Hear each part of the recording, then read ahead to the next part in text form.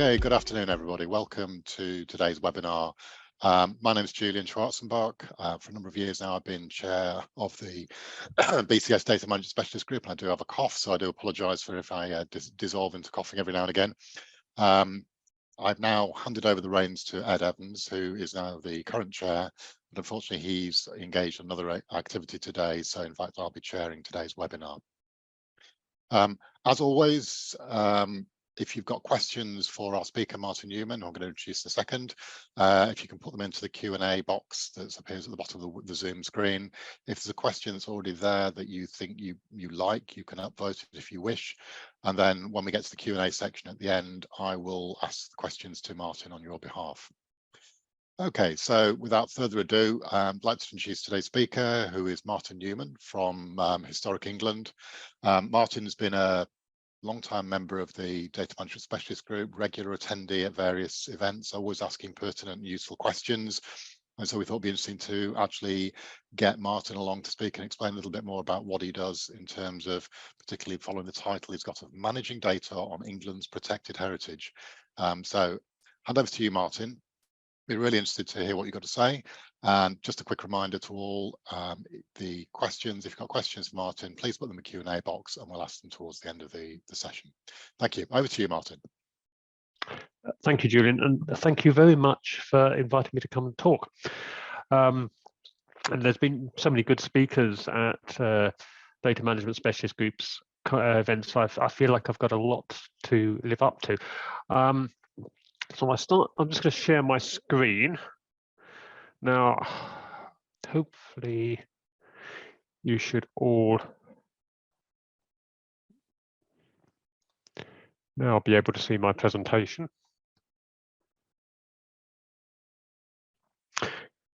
Right, a bit about myself first.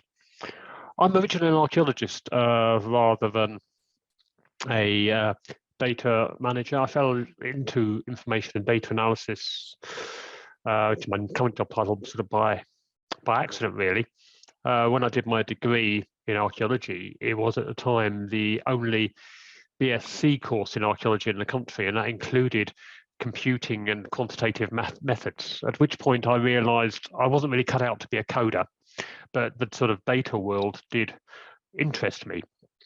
And that sort of shaped the career I had since then. So as well as a member of BCS, I'm a chartered member of CILIP, and a lot of the stuff I'm talking about does fall into that sort of grey area between data management and information management, and I'm not going to get hung up on which really counts as which. And I still like to think of myself as an archaeologist. I'm also a member of the Chartered Institute for Archaeologists. So to talk a bit to begin with, I'm going to be talking about a resource called the National Heritage List of England. Now, this brings together in one place all of the different heritage designations in the country. The one everybody's heard of, and the largest one, is listed buildings. We've got 379,000 of those. The next biggest category is scheduled monuments. That's a protection for archaeological sites. There's nearly 20,000 of those. There's registered historic parks and gardens,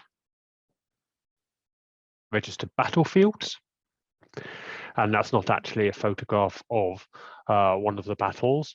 That's a reconstruction, obviously. Protected shipwrecks, and also 19 World Heritage Sites. It would have been 20, but as you probably know, we lost one of our World Heritage Sites last year after a decision by UNESCO, which means we have 401,099 individual protected sites. Now, this will change on very regularly, as I'll be explaining later. It's published online. I'll be posting some links in the chat later, so don't bother about getting that down. Where we have a quick search, an advanced search, where you can search by the type of designation, the type of building, the age, associated people, and a whole load of other detailed criteria. And we also have a map search, which is what most people use to access the resource. Now, all of those things I was talking about earlier, the different types, they're all covered by different legislation. And I'm afraid this is going to be a bit legislation heavy in places, this presentation. I've got some heritage legislation to talk about now, and later on I'm going to be talking about some legislation around things such as copyright and GDPR, which you might be more familiar with. So protecting archaeological sites goes back to the Ancient Monuments Protection Act of 1882. And then there's a whole series more. The first listed buildings came in as a result of the Town and Country Planning Acts. Protecting wreck sites came later in 1974. And then the English Heritage Act of 1984 enabled English heritage, with which Historic England and English Heritage later split, to actually create registers for landscapes, which is where the protections for battlefields and parks and gardens came in. We did have a heritage bill in 2010, which very nearly became law, but they dissolved Parliament and held a general election before it could come into before the final vote. So we lost that one. That would have been very important because that would have actually done away with listed buildings, done away with scheduled monuments. It would have just created one overall heritage designation category. That was rather awkward for us because at the time we were actually designing the NHLE as an online presence, and we were merging all the databases together into one system, and we had to redesign the database we were working on partway through building it. But I will talk a little bit more about that in a minute. And then Enterprise and Regulatory Reform Act 2013, that has made a big difference as to what we can do, particularly for listed buildings, because we can now designate just part of a building.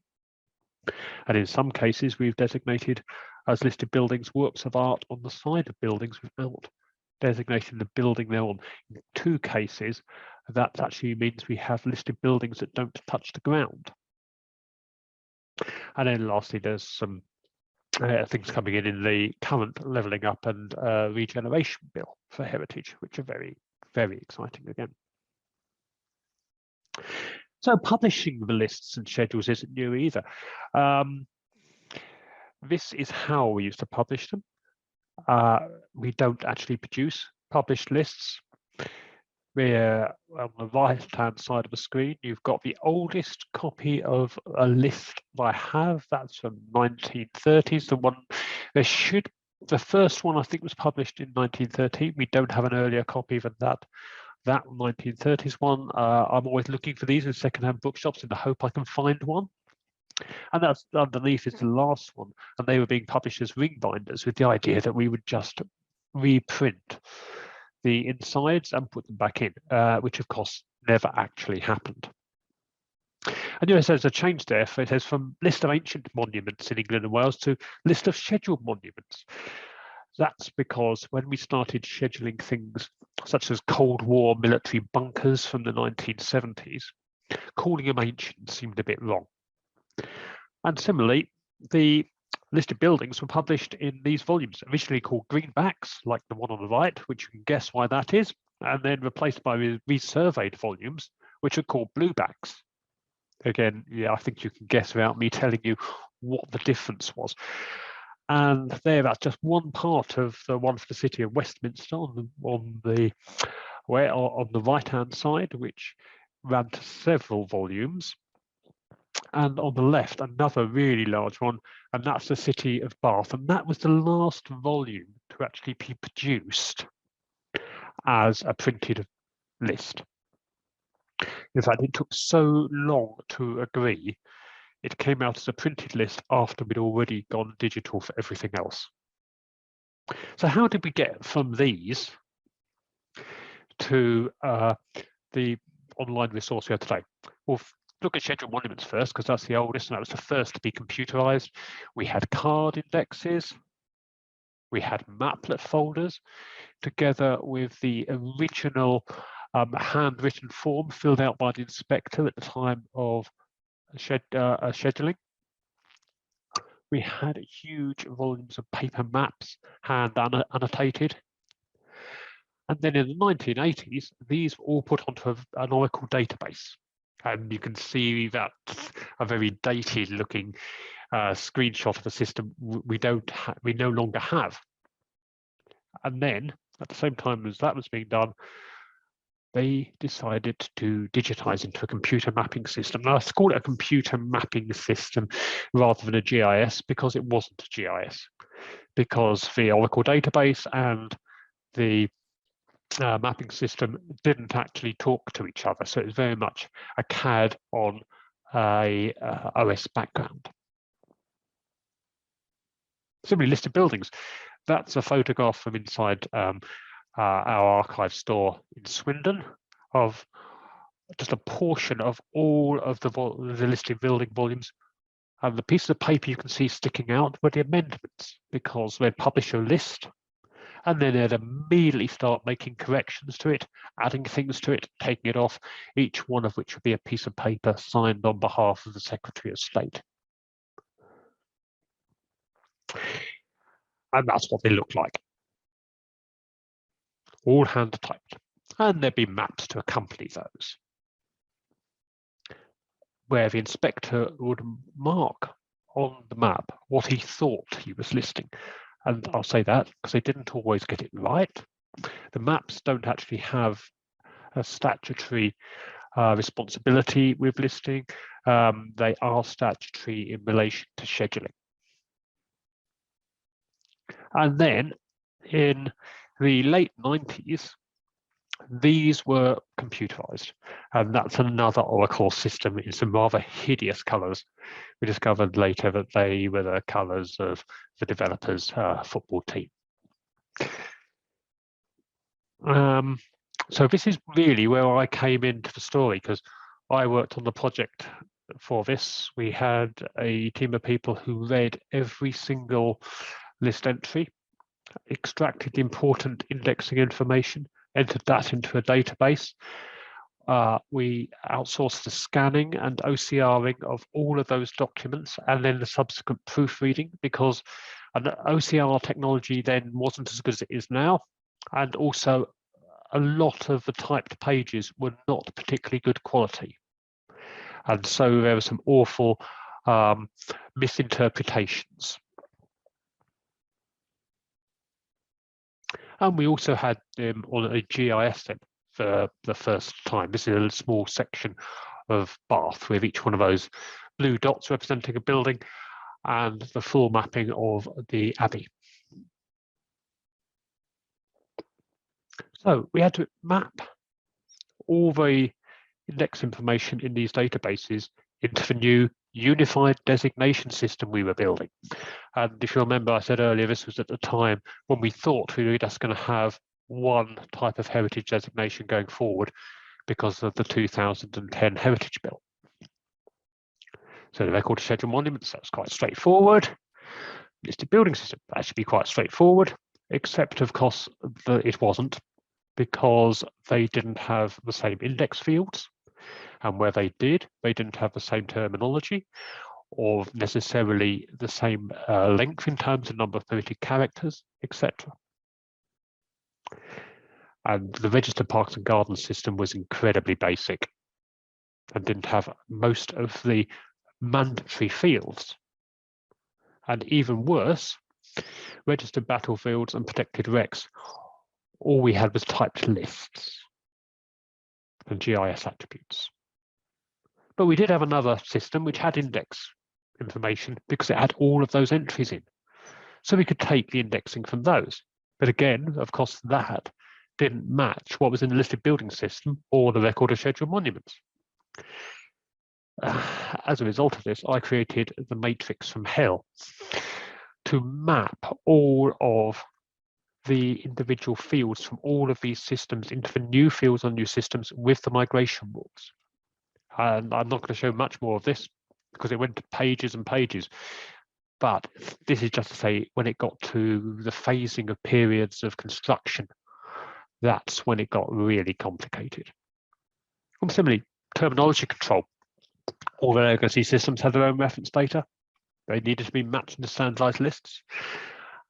Fortunately, of course, Historic English Heritage, as we were then, but now NHLE, maintains statutory reference data for the wider heritage community as part of the Forum on Information Standards in Heritage, of which the most heavily used resource is this one, which is the Thesaurus of Monument Types, which basically lists every type of historic building and archaeological site.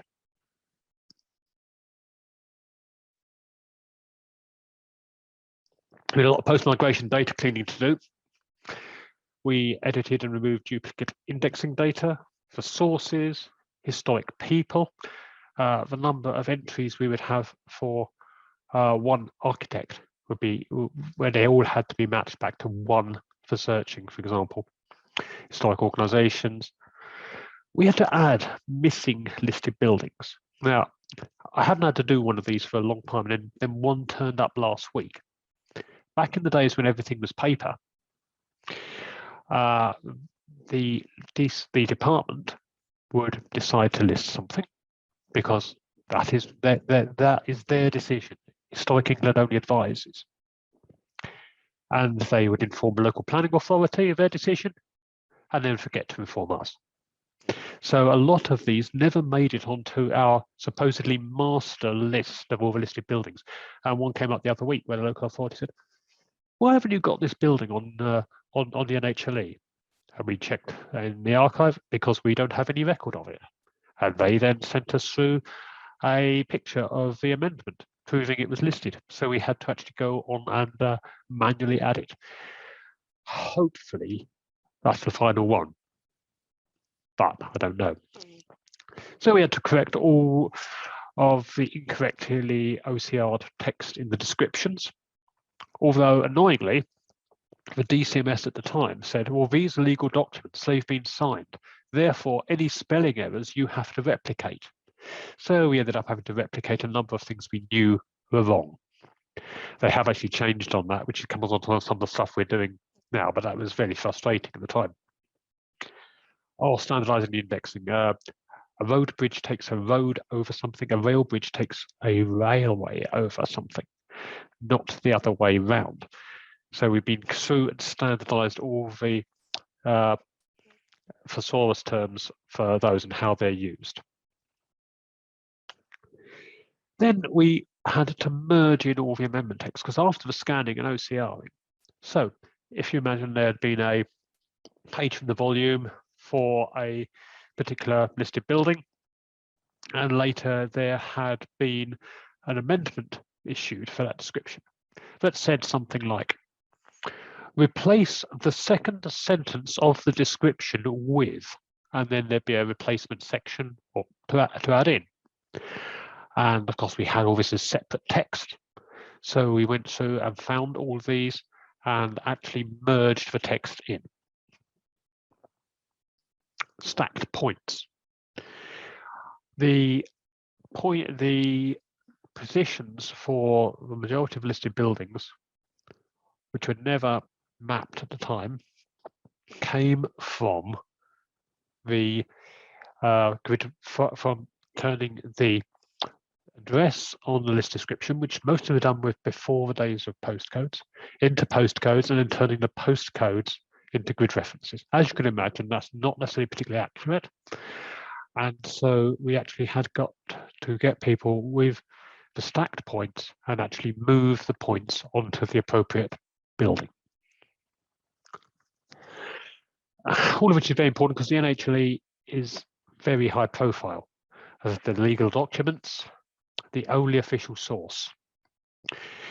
And the schedule, the recs, that all belongs to DCMS, not to us. Pages relating to the list and the NHLE, they account for more than half of all the hits on the Historic England website. And we get more FOIs about this than anything else. So that it is the only official source for listed buildings. You will see other websites that claim to have the full list. There's one in particular which we have had legal discussions with, which data scraped us and then implied they were working with us. We had to get them to change their wording.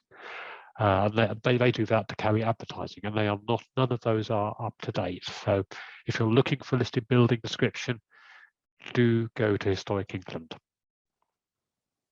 You can also go to the local authority, which by law has to provide access to the list, but now they all do that. If you go into the library, rather than getting out the greenback or blueback, they'll sit you down in front of a computer terminal and say, you go to this web address, which is us.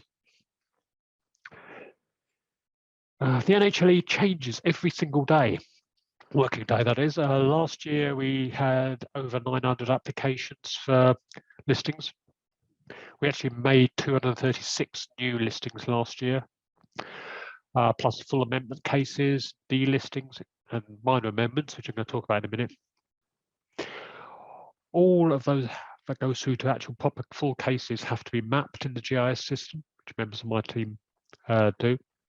And then all entries which actually go forward onto the list have to be indexed, or if there are amendments, re-indexed, extracting the important information and standardizing it in terms of the periods of construction, the building types, the materials used, the historic people, etc. Eventually, DCMS saw some sense and realised actually having all these typos, spelling errors, etc. in the list, and the sheer volume and number of changes we were having to make wasn't really sustainable, and it didn't look good. And they decided actually it doesn't need anymore to reflect exactly what was in the original piece of paper. So they allowed us to start making things and carrying out standardization, standardizing names, which helped with searching, to make spatial corrections, moving things around. Because although it's with the listed buildings aren't statutory in terms of the point where the points are, the others are, and we have to do things like respond to ordnance survey, positional accuracy improvement work, because what we map is based on the OS base map. And other minor amendments that won't change the status or grade. And there's been some interesting things.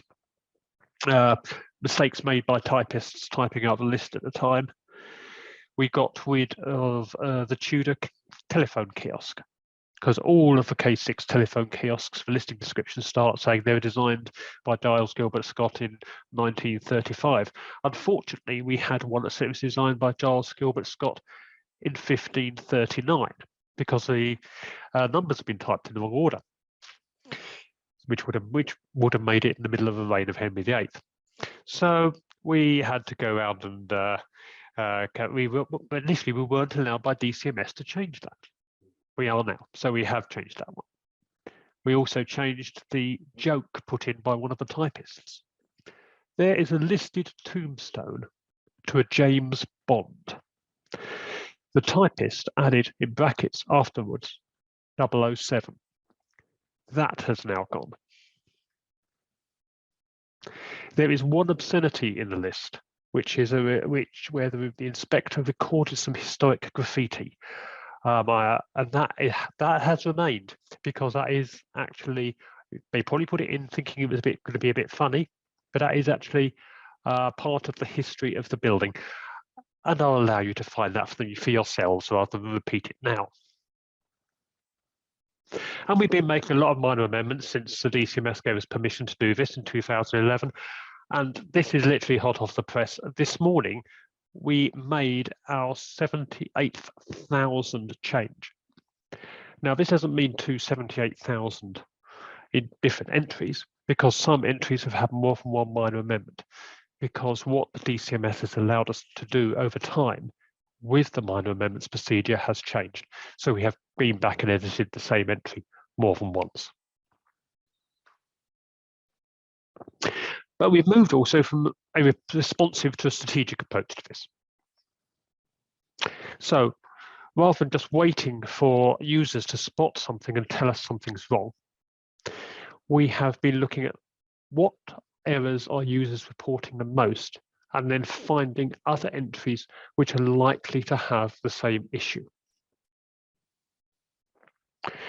We've I did an information risk assessment log, particularly to identify things which might cause us reputational risk. And if somebody can't find a listed building, because of the information we have in the data fields not being good enough for the search. And they then go on to make changes to that listed building and then say, well, I didn't know it was listed as a part of their offence. Well, firstly, they know they probably wouldn't get away with it, but it doesn't actually reflect very well on us. We also had to look at some things concerning GDPR when that came in, because we discovered that some of the really old listings where things hadn't had a proper address, you'd have an entry, say, Mrs. Smith's cottage. Then there were a number of phone boxes, which were only identified by the name of the listed building being the phone number. So we thought, well, this is very helpful. And are those phone numbers actually still for that phone box? So a member of my team tried to call some of them and discovered that they're phone numbers that had been reused and were now in people's houses. So we had to get rid of those, and those are the only these GDPR related changes are the only ones where we haven't said formally what it was listed as when we've made the change. For delisting of legally demolished buildings, this is something that's still very much ongoing. This came about, again, it's one of those hangovers from it being a paper record. So if it's only a grade 2 building, the lowest form, lowest grade of listing, in most cases, Historic England wouldn't get involved in the decision making, and neither would the DCMS. And if a application to demolish a listed building that was grade 2 was assessed by the local planning authority and granted, and the building was demolished, nobody was telling us to then go and delist them. And that goes up to reasonably common until a couple of years ago when we started doing this process. The Twin Towers at Wembley Stadium were still listed, even though obviously the old Wembley Stadium had gone completely. So we are now going through, and where we've been told these or where we found these, we have gone to the local authority and asked them to both confirm that the permission to demolish was given, that no further action against anybody was being, or that no further action against anybody was going to be taken, and they could give us written proof of that and the fact it had actually gone. And then we carry out a paper-based delisting. Similarly, duplicate listings. Now, here is an example of a building that was listed twice. The reason being that the boundary between two districts ran down the middle of the river, and the old paper lists were arranged by county, district and parish. So therefore, half the bridge was listed in one district, half in another. So we're finding these. We are getting all the information from both of them, merging them into one description of the listed building and removing the other one from the list. Not delisting it, removing it, so that there is then only one record for that listed building. We launched a crowdsourcing campaign to add additional information and photographs, because the list lacked photographs. And we had over 231,000 contributions to over 116,000 entries so far.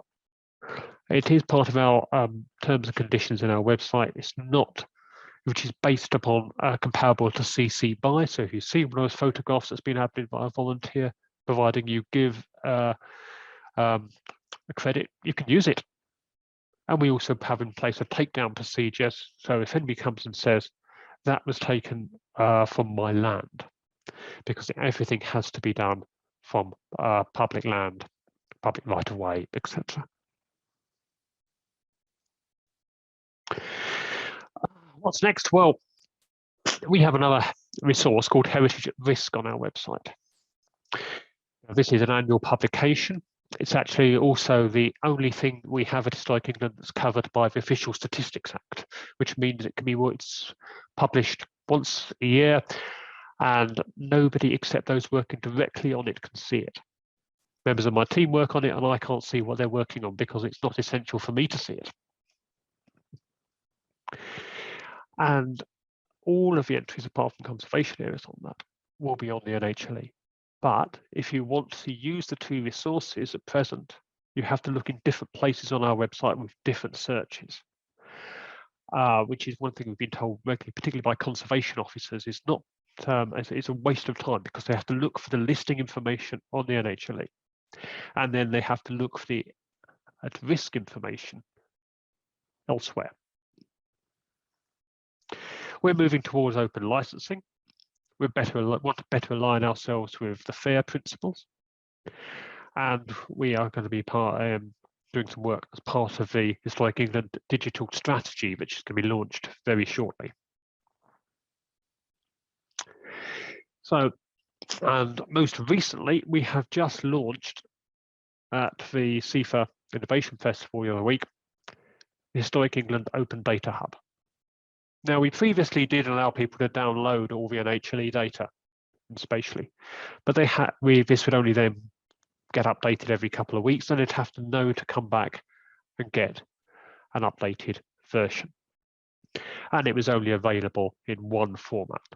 And what we discovered our users really wanted was the ability to take an API feed for each of these and to have a variety of file formats and not just proprietary file formats available. And also to have open government licensing. So you're probably all quite familiar with this. Open government licensing was designed by the National Archives for use by the public sector. And it's based around the ideas of CC BY. What a lot of people don't realise, however, is you can actually use it for Crown copyrighted material. And the list and the schedule are Crown copyrighted. Another thing people don't realise is if you have third-party copyrighted material in your database, you can still publish it with open government licensing, provided you meet the criteria for fair use. So it has to be directly relevant, it has to be fully referenced, and it mustn't be of a length which is inappropriate. So you keep it as short as possible. Then, provided you have taken information into your record from lots of other different sources, including your own original work, you can actually then still claim database right over what you've created. I like to say it's because what you have created is distinct from any of the paths. And then you can publish that under open government license. Of course, if you have database right, that runs from the point for a fixed period, from the point at which you publish. However, we republish the NHLE every single day. So effectively, those database rights are ongoing. And you can also use open government licensing for data sets which are derived from Ordnance Survey, provided you put them through the Ordnance Survey exemption process. Now, this used to be quite a convoluted thing to do. However, the Ordnance Survey has made that a lot simpler recently with basically a checklist that you go through and then you confirm that it meets the criteria. So we have exempted all of our data sets and we will be exempting more going forward. Because we want to make ourselves a more open resource. I'm sure you've all read the reuse of public sector information regulations. Well, probably not. A lot of people don't know about this. These are ones I've been going on about to people at work for several years. And finally, we're really starting to make use of that. We've agreed with DCMS that we can publish the list under that, and we're going to be moving to a situation where core data on our website, so data related to our core activities, not the archive, is released under open government license. So, some things we had to do for the NHLE for this. First we checked the sample of records because our legal team were concerned about the third-party copyright issues. So we started checking records, trying to find examples where it didn't meet the fair use criteria, and we couldn't find any. I wrote a section for the guidance that goes to all of our field workers who go out and list buildings, schedule monuments, to make sure they were aware of third-party copyright and how to use it legally, so that there wouldn't be any new cases coming in. We agreed with DCMS that we could use the procedures for minor amendments to the list to make any changes that if there was possible copyright infringements, which effectively created a takedown procedure. We also had to look at further GDPR compliance, and the majority of the people mentioned in the list are either deceased and therefore exempt from GDPR, or it's a matter of public record. Richard Rogers designed the Lloyd's building, or you could be, say, someone is known to have excavated an archaeological site because their name is all over the report. This is a matter of public record and therefore exempt from GDPR. Not so much with the NHLE, but certainly with some of our other data sets. There was a concern over PERSCOM sources, where it was where the investigator would have said, I spoke to Mr. X at the Manor House and he told me that. Now, looking at those sources, the latest I found for any of those is sort of mid-1950s.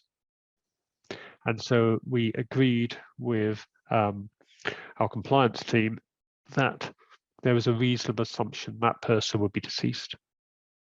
And all of those where it's PERSCOM from staff, they knew the record was being made public.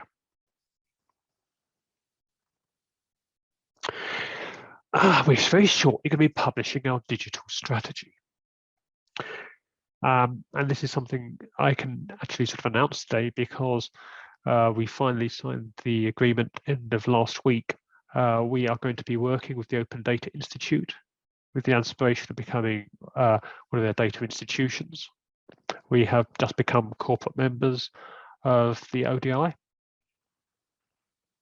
And that is a really exciting thing. And they're going to be organising a series of workshops with key members of staff from different areas to look at what we need to do to actually become a data institution. We're going to be replacing a number of our IT systems, and this is in place at the moment, as we move away from Oracle. We were very heavy Oracle users. We're now moving to use of open source, wherever. One of the developments I've been working on, and another one I'm currently involved with, is using a platform called Arches, which we have been involved in the development of with the Getty Conservation Institute, because they wanted to design an open source database specifically for heritage, with the idea that this should be something that's freely available, particularly for those in more or less developed countries that can't afford licenses and want to actually create inventories of their historic environment. We're going to be trying to look at, as part of that, improving our data architecture, looking for the places we are duplicating information, and the back-end databases between the UDS, which we're going to replace, and the hard database. There's a lot of duplication there. We should be recording information once and then using it across all the systems it needs to be used across. We need to start making use of persistent identifiers. The NHLE entries, they are not persistent UIDs at the moment. They are going to become so. That's something I'm working on at the moment.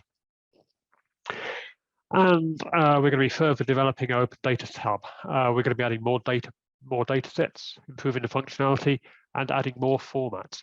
And that includes also non-spatial data sets are going to be going on to that as well. And that's my last slide telling me to stop. So I'm just going to stop sharing. And I will paste a couple of links for the things I've been talking about into the chat as well. You've been monitoring for questions, I'm sure, Julian. Yes, yes. So thank you, Martin. Hopefully they're not too tricky or not too technical, or I will flounder. Yeah, no, I think you should be fine. So thank you for that, Martin. That was really interesting. Just a quick reminder to all, if you've got a question for Martin, if you can type it in the Q&A box. If there's a question that's already there that you're interested in, you can click the thumbs up to vote for it to be asked, and I will ask on your behalf. So really, for me, first question is, and this was based on some work I did with the National Monument Service in Dublin a couple of years ago. One of the things they found was that during droughts, they used to get a massive increase in the number of people registering crop marks and therefore likely monuments that were buried beneath the soil. Is that a particular challenge you've had this year, particularly bearing in mind the drought that we've just had?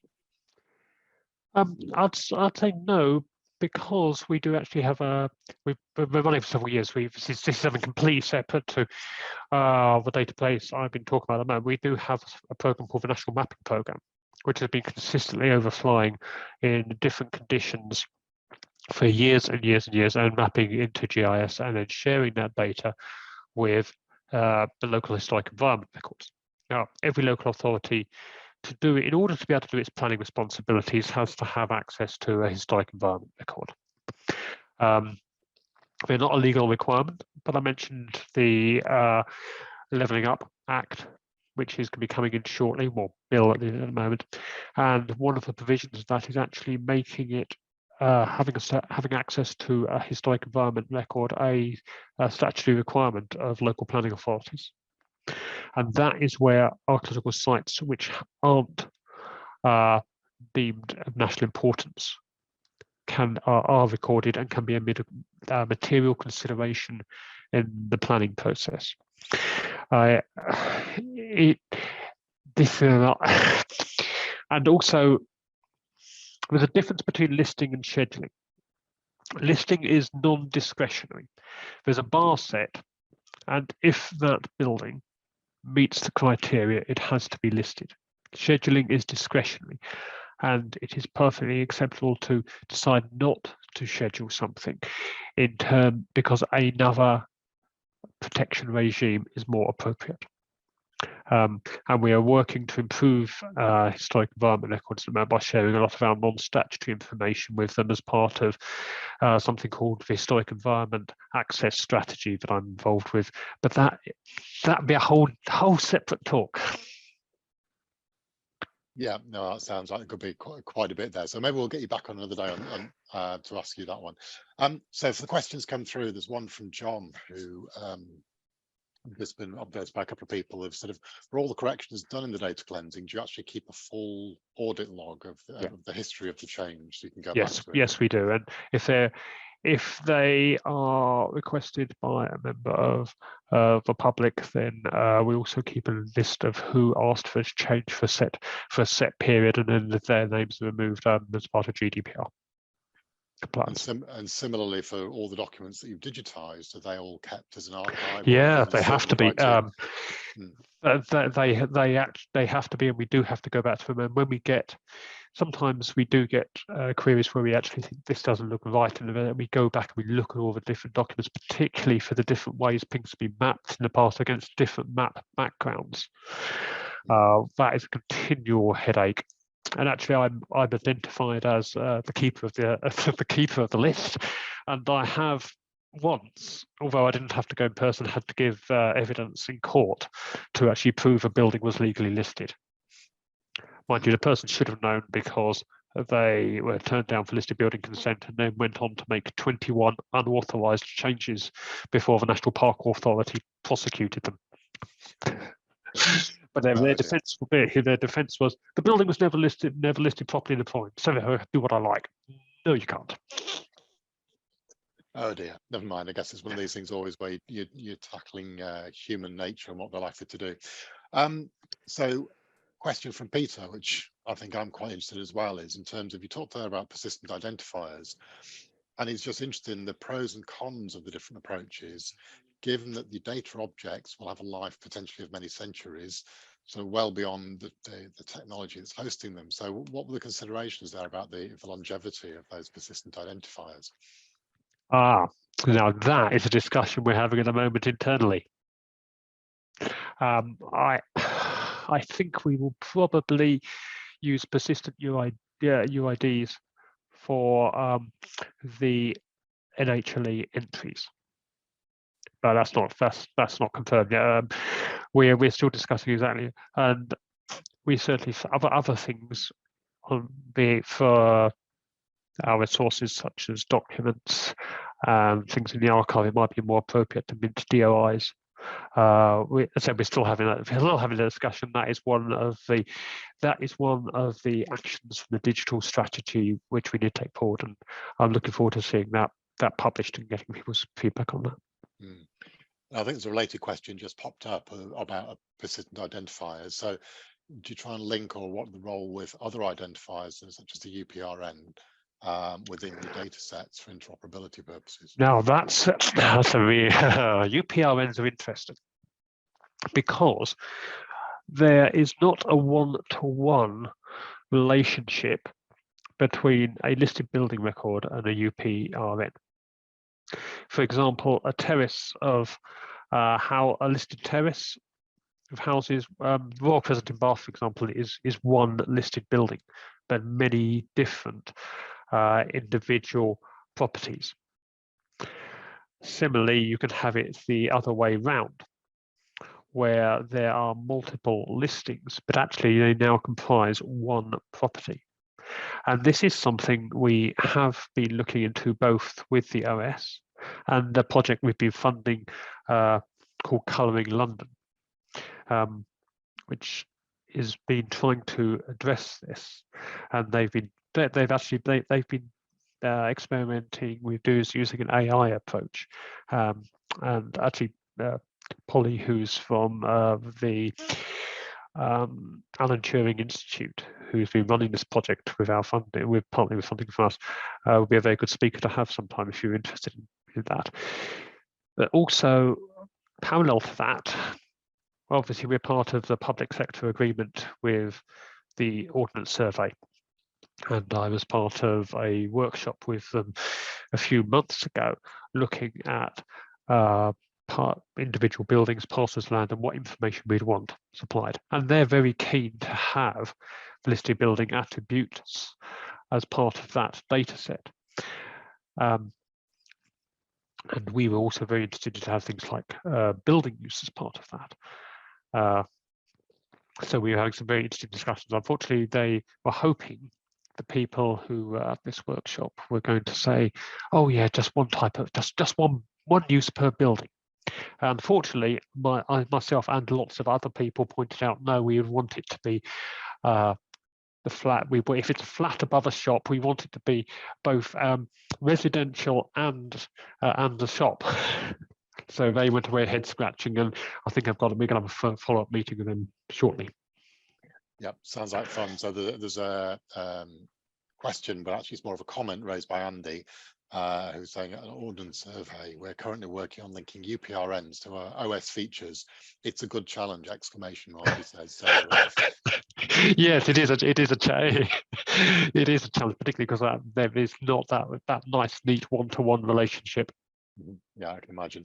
So a question from Alistair, in terms of considering working with statutory bodies that might be in other devolved governments, so Cadre in Wales, do you sort of try and work with them, try and look for interoperability of what they've got? So you've got standard approaches? Yes, actually, we do. I do meet with colleagues from Wales, Scotland, and in fact, I mentioned the formal information standards in heritage. We had a meeting of FISH recently, and that also included DLI from Northern Ireland, somebody from the Isle of Man, and also the Irish Republic. So we do talk, and I was talking to colleagues in Historic Scotland recently about a similar approach to a similar issue we both have, where with the Ordnance Survey, what's it called, a boundary line product, which, because we've been finding that they haven't exactly been consistent in applying their rules. For example, every time no matter how small an island is, if it has buildings on it, their rules say they should always map the county, district, parish, unitary authority, high and low water mark, parliamentary constituency. Unfortunately, we have some listed buildings on very small islands like lighthouses and things where they haven't done that. And also we discovered that the Bishop's Rock Lighthouse is, according to the Ordnance Survey, outside the extent of the realm because they didn't map the boundary line product as far in the west as they should have done. So we're talking to Ordnance Survey about how to get these resolved. Yeah, that's interesting. So yeah, there's been also follow-on comment from Andy, who's sort of happy to share with his colleagues in OS. I think he's looking to sort of do a link there, so that'd be quite useful, I think. Okay. So a question really from Matt of just wondering about the solutions you've got, whether they've all been developed in-house or have you got third-party tools in? What's the mix between off-the-shelf and sort of built to spec?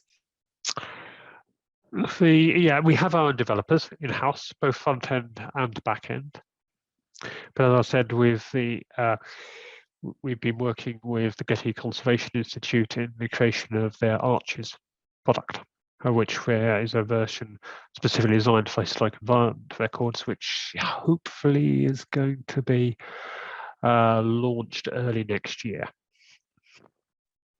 We've been, because Historic England does actually run a historic environment record. We have the historic environment record for Greater London, but we've been developing that in Arches to provide functionality that other local authorities can use. Yeah. Okay, that's good. So I think we're sort of more or less getting to the end. So one final question from Guillaume, which is maybe slightly tongue-in-cheek. So the question is, do you reckon this is the best maintained database in the realm, or is there No, any I other wouldn't be so database presumptuous. or administrators, present or past, that you look up to? So where do you think it's state of the art? I wouldn't like to comment. I like to think we do a reasonable job with a very large public database. Yeah, no, that's the politic answer. That's a good answer. But I think, like all these things, they're always work in progress, because the art of the possible, the demands continually change, and it's just continuing to. Yeah, and I mentioned our minor amendments procedure we agreed with the DCMS. Initially, that was very limited in what they let us do, because they were very cautious about making changes on the fly. Now they just agree a whole list. Oh yes, you've done all those. That's fine. And then they've changed what we could. The sky hasn't fallen in. In fact, the service has been better. So they've actually said, "Oh, you can do more things." And where there are other things I would like to be able to change without going through a full casework and an amendment signed off by the DCMS. And I'm hoping eventually they will let us do some of those as well.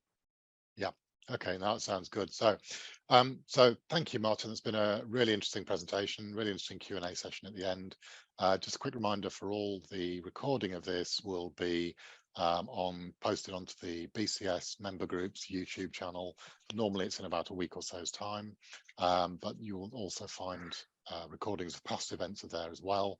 So it's a useful resource if you need it. So we are working on program events for next year, but we haven't got any publishable yet. So keep watching the DMSG webpage and you'll find out what events we've got coming up in the future. We've got, and a thank you from Guillaume, and we also have a couple of hands raised as well saying thank you as well. So thank you to Martin, and we hope to see you again I hope the audience will see you again at future events. Thank you. No, well, thank you for coming and listening. Thank you.